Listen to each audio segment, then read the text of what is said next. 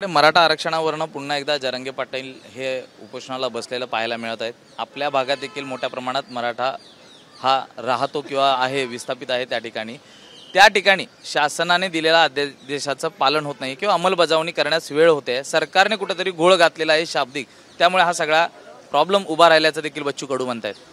नाही, मराठा आरक्षण सरकारने 10% दिलेलं आहे। निश्चितपणाने त्याचं स्वागत करायला पाहिजे।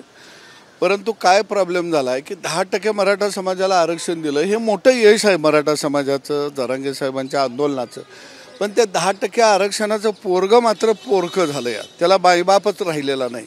जसं यशाला हजारो बाप असतात, पण इथं 10% आरक्षण दिल्यानंतर सुद्धा आमची महायुती त्याचा गावगावा करू शकली नाही, त्याच्या बाजूनं जनमत उभा करू शकली नाही।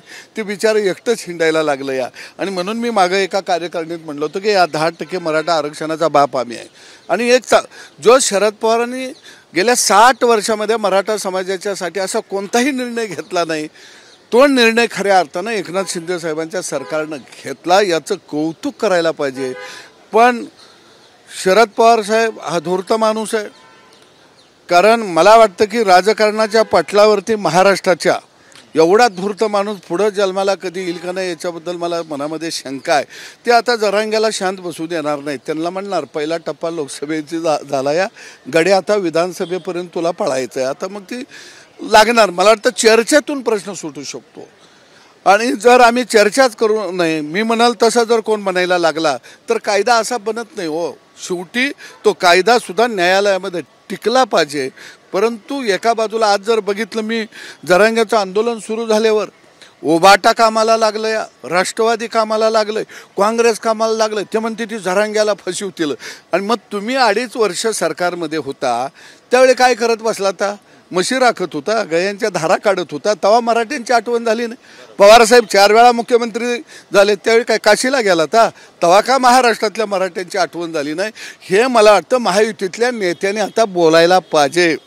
कारण इथं बोलणाऱ्याच्या चिंध्या बी खपायला लागल्या त्या, आणि ह्यांचं सोन्याला गिराईक नाही। आता बोललं पाहिजे।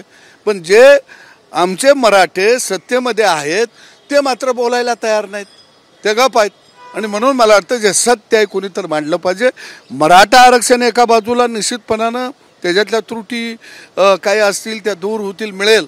पण महाराष्ट्रातल्या शेतकऱ्याचा प्रश्न सुद्धा महत्त्वाचा आहे, कारण तो प्रश्न सुद्धा आता चर्चेला घेतला पाहिजे। मग दुधाचा प्रश्न आहे, कांद्याचा प्रश्न आहे, आता पेरणीचा हंगाम तोंडावर आला आहे, शेतकऱ्यांना पीक कर्ज मिळत नाही।